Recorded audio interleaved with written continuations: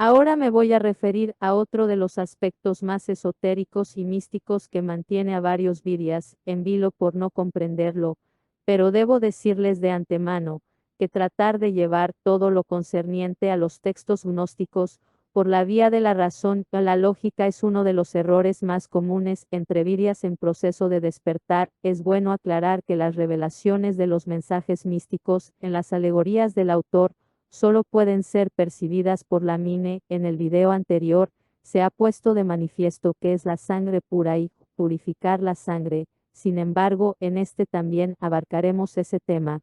Lo siguiente que vas a escuchar son segmentos de los fundamentos de la sabiduría hiperbórea, donde se exponen explicaciones de la alegoría del yo prisionero, del que voy a extraer los mensajes que permitan comprender mejor a qué aluden cuando dicen, mine, o lenguaje de los pájaros. Es bueno tener presente que todas estas explicaciones lo que buscan es propiciar el primer paso hacia tu propio entendimiento y purificación sanguínea. Comencemos. Abro comillas. Recordemos ahora los motivos que nos llevaron a desarrollar la alegoría. Nos proponíamos mostrar, de manera analógica, el método empleado por los siddhas leales para contrarrestar la acción de la cultura, arma estratégica de la sinarquía. Previamente aclaramos que son los elementos culturales interiores el verdadero instrumento que la sinarquía emplea para mantener al virya perdido, es decir, en la confusión.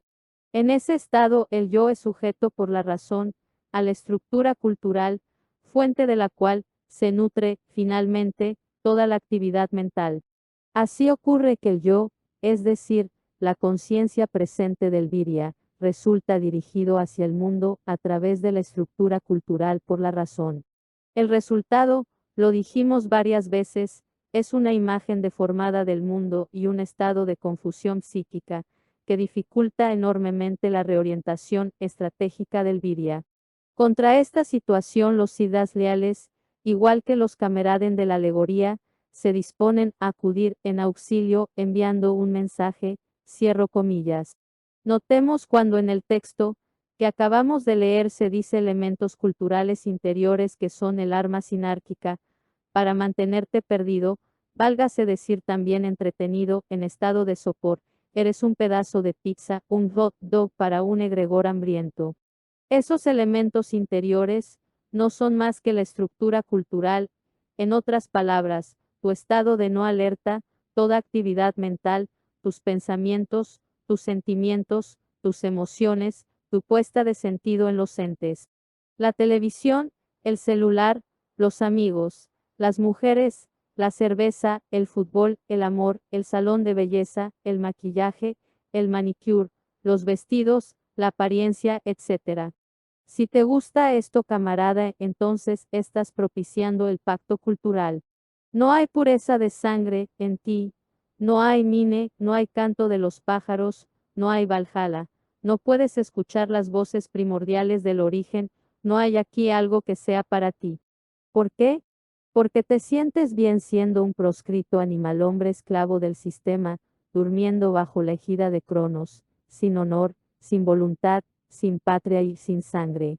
Y si es que no intuyes o comprendes el grado del drama y la tragedia en la que estás envuelto, entonces debes procurar por purificar tu sangre. Tal proceso de purificación sanguínea debe ir acompañado con actos de honor y valor, ser justo, no mentir y mantener un código ético de comportamiento, a pesar de lo que digan, piensen o juzguen los demás, ser leal a tus principios gnósticos, mantenerte en autorreferencia y alegría, etc.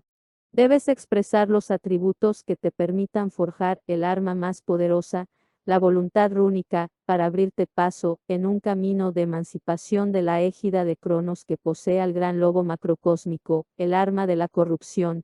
Fenrir, en las Eddas nórdicas, representa el tiempo, que es lo que devora a los dioses. El tiempo los borra, los sepulta en las eras. Fenrir es el alma en el virya.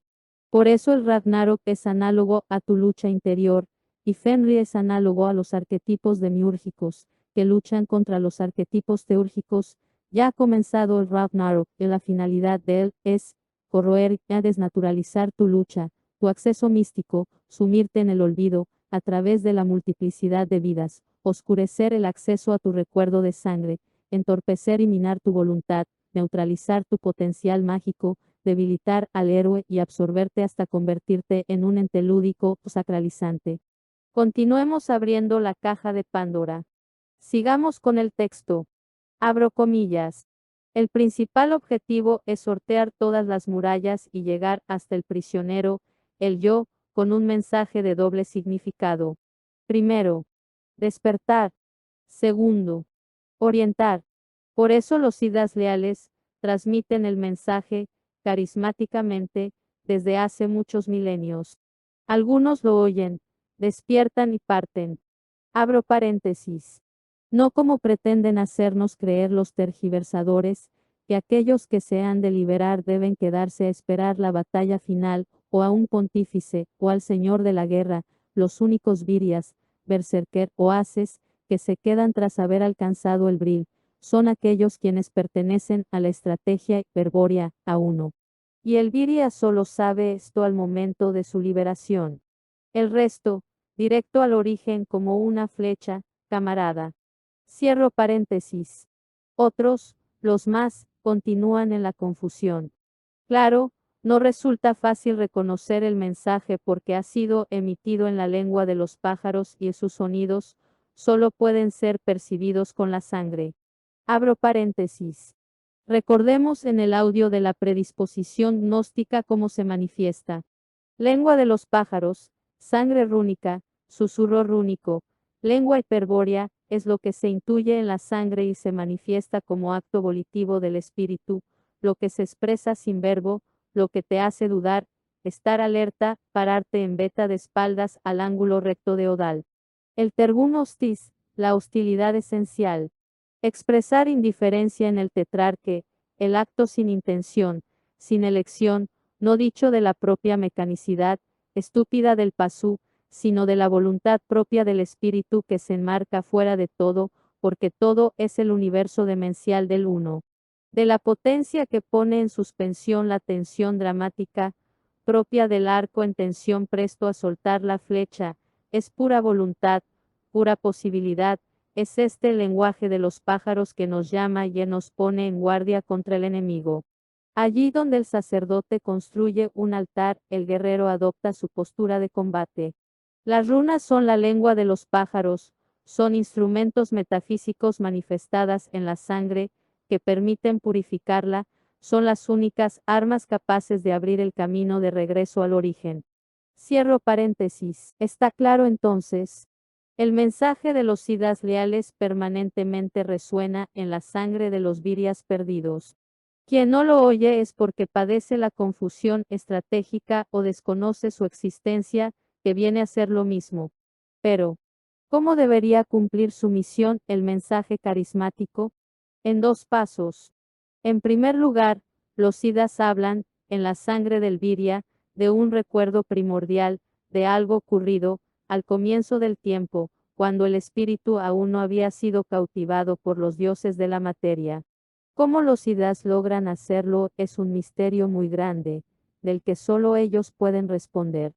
Este recuerdo primordial, la canción infantil de la alegoría, ha sido inducido con el propósito de que active el recuerdo de sangre propio del viria, es decir, que sienta su mine. Cierro comillas. Voy a tratar de explicar lo que intuyo como sangre metafísica, lejos de toda pretensión de que esto sea tomado como verdad absoluta. Lo que pretendo aquí es mostrar mi visión, una analogía que ayude a una mejor comprensión, al viria que necesite comprender estas cosas, para avanzar en su vía. Aclarado esto, avancemos pues en lo que nos interesa. En el principio, cuando la sabiduría hiperbórea nos habla de la caída de los espíritus esferas en el universo material, cuando el vector volitivo atraviesa todas sus capas de ilusión realidad. Imaginémosla como círculos concéntricos o como las capas de una cebolla, que componen la estructura universal, la mónada. Cada nivel que va hacia el centro es más denso que el anterior. Entonces, según esta analogía, me atrevo a afirmar que la parte extrema de esta creación es más sutil y en consecuencia cuando avanzamos hacia el centro, tiende a ser más densa. Este punto gnóstico que ha penetrado el universo material, inicialmente se encuentra en un estado original, por eso se dice volver al origen. Origen del espíritu. ¿Se entiende? Cuando este espíritu penetra la creación se encuentra en un ambiente adverso, en una atmósfera antinatural, es aquí cuando él muestra su hostilidad, no reconoce, ni se identifica con la creación que le es ajena, por lo tanto, permanece en estado de alerta, en tergum hostis. Aquí podemos hacer otra analogía con lo que representa la fecundación, en cuyo caso el óvulo es análogo al espíritu esfera en tergum hostis y los espermatozoides son análogos a los sidas traidores. Todos los entes, las leyes del uno, los yoes psicológicos, los arquetipos universales, las mónadas, cuando se consuma la penetración de los arquetipos universales en el espíritu esfera, es en esta unión que se logra la reversión del espíritu en millones de corpúsculos, células, que se estructuran en los 8 ángulos rectos que conforman al ser humano. Todas estas manifestaciones panteístas del uno buscan revertir a este espíritu, para dejarlo cautivo en el laberinto, pero el espíritu al principio ha presentado férrea batalla contra las potencias de la creación, mantiene su indiferencia, negándole su poder a la ilusión de Maya, pero estas potencias como miríadas arquetípicas, como quantum gravis, como ojos abraxas, que rodean por todas partes el cerco infinito que ha plantado el espíritu, comienzan a buscar el punto débil. El ojo que mira hacia ella, lo que la historia nos recuerda como el talón de Aquiles, del que tanto se ha hablado. Cuando una vez se ha hallado este punto de debilidad en el vector volitivo infortunadamente por la traición de los ida del pacto cultural, el demiurgo ha buscado y hallado su objetivo, el de crear un reflejo del mismo vector cautivado. Lo que ocurre es que el demiurgo crea frente a este ojo, que mira hacia afuera, un reflejo de él mismo, pero lo convierte o lo modifica de alguna forma, lo replica, en su parte, en su compañera eterna, o sea, en un reflejo de ella. El espíritu al ver esto, se identifica consigo mismo en su amada femenina y se revierte, en este instante, en el que se revierte, crea mente. Y así se une al demiurgo, pero como coparticipe, así este vector volitivo original queda desorientado dentro de la mónada que el Pantocrátor ha creado para él a su alrededor, o sea el universo material, quedando sostenido y alimentado por el mismo vector volitivo, porque éste crea una conexión con este primer reflejo falso de ella, pues lo que yo aseguro es que este reflejo que no es más que una copia del original. El demiurgo en este aplica el mismo proceso que hizo con el primero, crea un reflejo, entonces este reflejo tercera copia del original, también sostenido por el vector volitivo inicial y así sucesivamente. Siempre habrá un yo original cautivado para poder mantener la conexión volitiva del espíritu a través de los planos de significación que se generan en la mónada. Es así como llave Satanás divide, y divide, y divide al punto gnóstico, y lo densifica, lo refracta en sus diferentes realidades dimensionales, capas astrales, en un multiverso de locura. En otras palabras, divide al infinito en partes, pero de manera ilusoria, porque no puede hacer algo infinito dentro de uno finito, solo es posible en ilusión. Y esta conexión que se genera a priori de estas duplicaciones o partes del espíritu, ilusión pura y dura. Valga recordar que todo esto es análogo. Este cordón o este remanente volitivo que va quedando entre estos reflejos, es lo que podríamos llamar la sangre del espíritu, porque es en la sangre donde se percibe al espíritu, y esta es la única conexión que hay entre el yo anímico y el espíritu, el yo anímico siendo uno de los reflejos de ilusión del espíritu, que en otras explicaciones tendría que ver con la plasmación del signo, del origen y su misterio, y entre más reflejos se creen, más mónadas y planos de significación se suman al universo, más mentes que sostengan esta locura, por eso el espíritu debe permanecer desorientado y aletargado. Porque el espíritu, al despertar, se da cuenta de que esto es una locura.